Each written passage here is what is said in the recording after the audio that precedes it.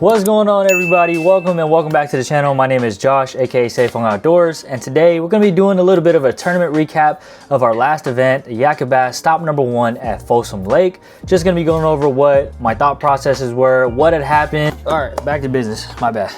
But yeah, just showing you guys some fish catches, some fish dogging me, snapping me off, my thought process of where I was fishing, and basically how the tournament went for me. So if you like bass fishing, if you're interested in fishing these tournaments, if you're interested in fishing, or if you're just interested in watching how the day went for me, stay tuned, and I hope you enjoyed the video.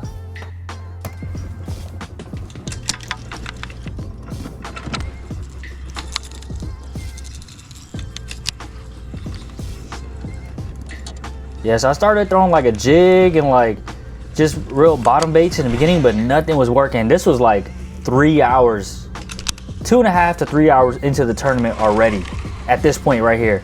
And it's just a steep drop off with boulders, no small rock, but really hard bottom. That orange bottom on the orange wall right there is hard, and then just big boulders like you see right there. No small rocks or nothing. There you go, guys. Junior. That's a good one. And this is on a Vision 110 Junior and baby trout. Barely hooked too. Oh.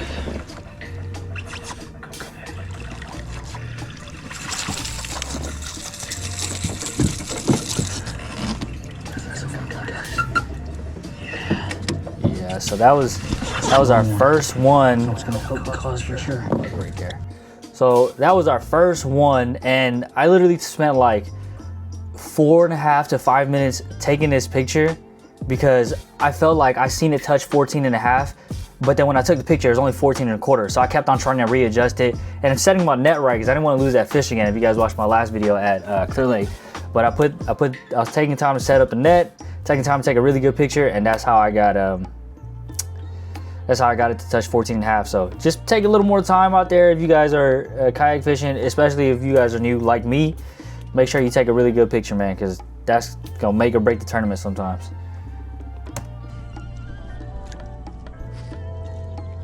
There's a good one under it. Dang. This is in that same cove. That was a good one too. Just a little bit forward. Seen the kayak. Come on.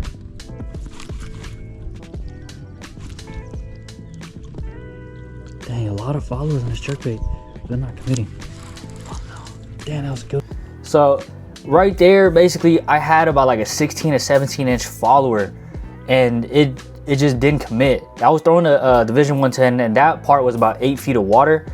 110 Junior, sorry, and a baby trout, and that was in about like 8 feet of water. And when it got next to the boat, I seen it. It was about 16 to 17 inch largemouth, not a spotted bass like the first one, but largemouth, and that definitely would have helped over there at Folsom Lake. A 16 to 17 incher will go a long way at that lake. And I don't know, man.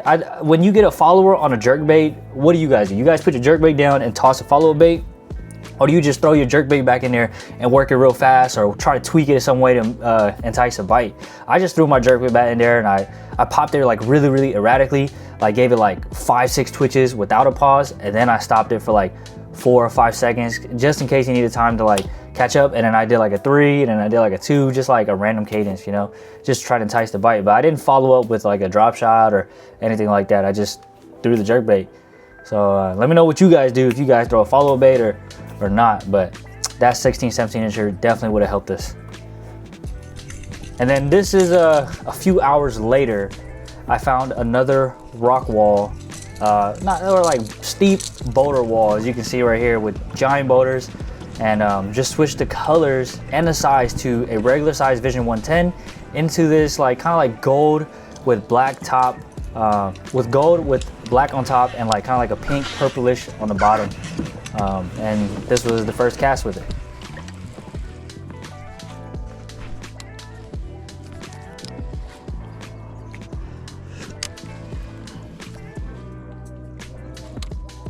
I love it when you can spin your reel handle and it just flies by itself like that. One finger, that's nice, or feels nice.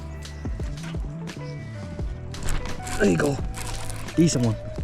Change colors on the jerkbait and up this. Oh, he pulled off.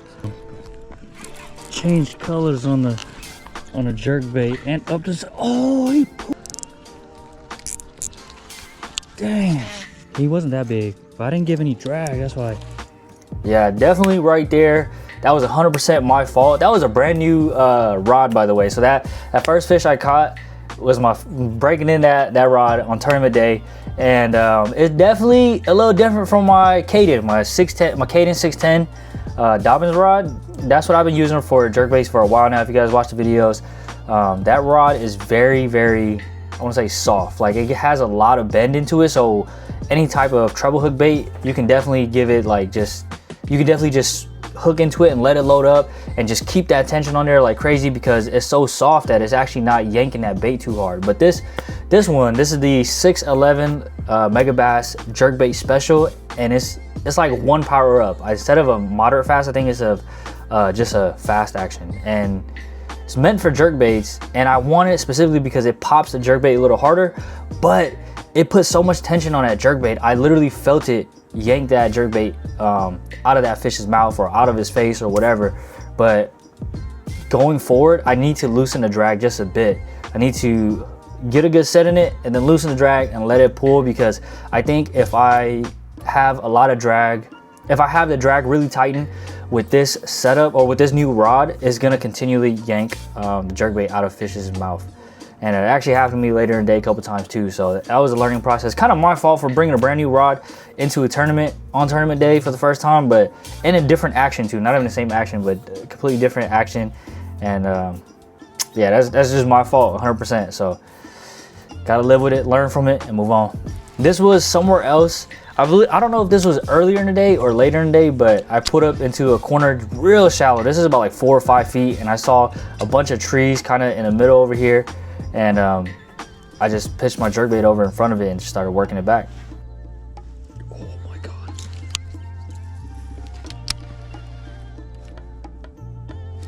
It's like a 2-pounder right here.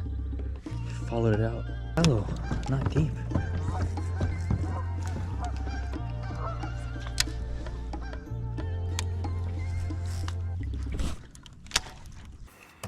Yeah, so I tried to get with the jerkbait, didn't work, but this time around, I did follow up with a jig and then didn't bite, so I ended up going around the bushes and spent another like 20-30 minutes just wasting time circling that thing, hoping that there were more fish over there, because that was the first fish that I seen real shallow, like 5-6 feet. So definitely tried to see if there was more back there that I could pluck off, because it'd be a lot easier for me to catch them shallow than deep, considering I don't have live scope. But they weren't there, you know. I didn't expect them to be there. I just had to check it real quick.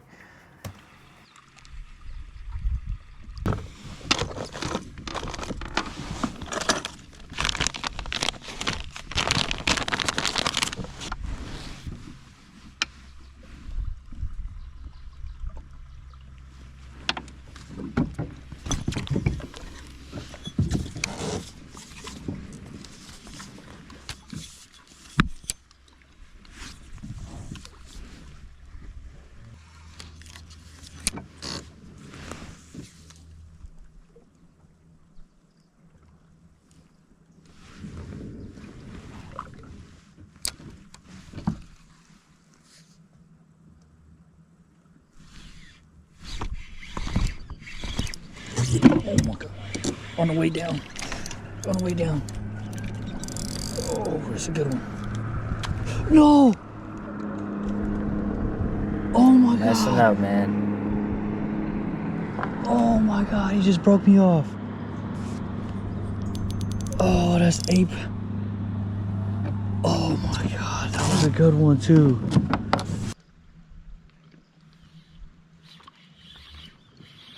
On the way down. On the way down. No! Oh my God. Oh my. All right, so this was another part that was just 100% my fault. So on this day, I switched from my normal 12-pound fluorocarbon leader over to an 8-pound fluorocarbon leader. I usually use Invisex, but today I was using Red Label. I don't think that really matters. I don't think that really mattered, but the big difference was how I fought the fish. Usually with 12-pound, that would have been no problem. I could have been able to keep that much tension on the line and not worry about it snapping. And that's why I was not worried about it snapping, because that's what I'm used to fishing. But with 8-pound, I definitely had the drag way too tight. The fish was pulling, you can see it was dogging me. Took the rod literally over the side of the kayak and pulled it into the water.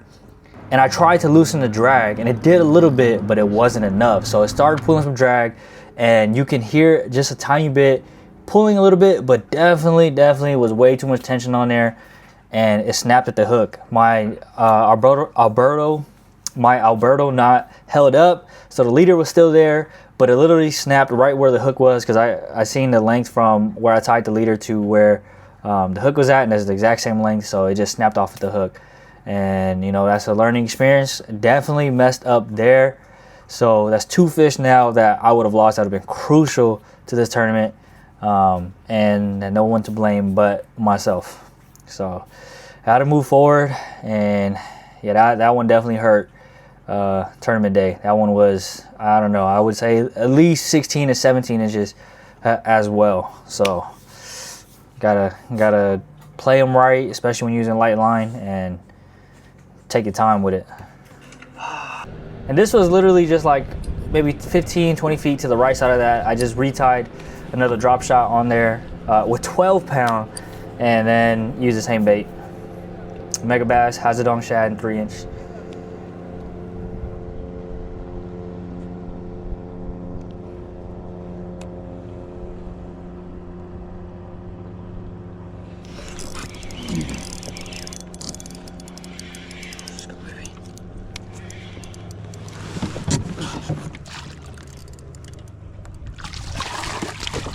Oh my God.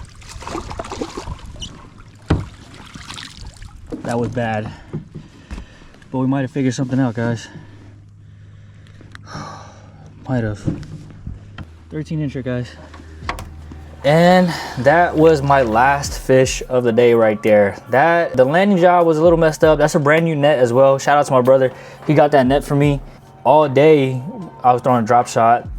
You see in the beginning, I was throwing that red robo worm. I had a blue robo worm. I was also throwing, I believe, the Hazardong shad, but in a different color. It was in like a white / like blue translucent color. And then it wasn't until this little area where I switched over to that like salt and pepper color shad. It's like still clear white, but it had black spots on the top versus just white translucent blue. And then this fish, these 2 fish kind of messed me up, because these 2 fish didn't mess me up. I chose the wrong decision, because I chose to follow that bank and just keep going for like 30 minutes. Instead of doing that, I should just circle around and just fish that little circle area with the rock pile, or with the rock wall right there. I should just fish the drop shot and just stayed there. I didn't see anything on the fish finder, but I should just stayed there and fished there for a long while. Those are 2 solid bites within a pretty small time frame. So I spent a lot of time going down that bank and just wasting a bunch of time not getting a single bite after that. So wrong decision there. I also went a couple more hours until the end of the tournament looking for fish. I found some offshore structure. It looked like a little brush pile with some rocks, but none of it produced anything. And then also I had a couple more jerkbait bites, but they didn't hook up. They would like hit the jerkbait, it'll pull for a second, and then they'll just pop off. I didn't really get a chance to fight it, or I didn't really do anything wrong. They just weren't sticking. So maybe the rod pulled the jerkbait too fast, maybe the action is too strong, but I don't think that was it. I think they should at least stuck. So there wasn't much I could do there, but I think I definitely had the bites to make the cut, because I had some followers that were 16 to 17 inches that I definitely think would have helped. I lost that one, 16 to 17 inches, definitely would have helped. With a 13 or 14, I feel like I would have been like the bottom. Probably would have cut a check if I landed everything. The other ones that I lost, I don't know how big they were, probably another 14 to 15 inches, but everything that I did wrong was my fault. Have to learn from it. And overall, the tournament was fun. I'm glad we didn't get rained on. And it was a tough bite. You know, I talked to a lot of people at the ramp and just around the lake, and a lot of them struggled. A lot of people didn't catch a limit. A lot of people didn't get bites. There was like half the field that blanked, and a lot of people that only had 1 fish or 2 fish. And I don't know their story. You know, you see mine. I had the bites, didn't capitalize, hooked up, popped off, hooked up, snapped off, and some that just didn't connect. So that was how my day went. And I definitely think for guys out there that are like me, that you don't have live scope, we have to capitalize on every single bite that we have, because guys with live scope, they're gonna get more bites and they're gonna capitalize. So you have to make sure you capitalize on the bites that you get, because it's just what it is. They have the advantage. You know, I'm not saying it's cheating, I'm just saying that they have the upper hand with being able to see the fish and get more bites, and they're gonna convert more fish over time. So you gotta make sure you convert yours. But that's how my day went. I hope you guys enjoyed the video. Thank you guys for watching. As always, I'll catch you next time.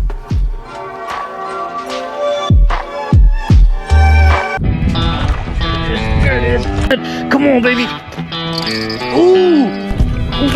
Power! I finally did it. It looks kind of crazy. I'm walking on the train tracks right now. Welcome back, folks.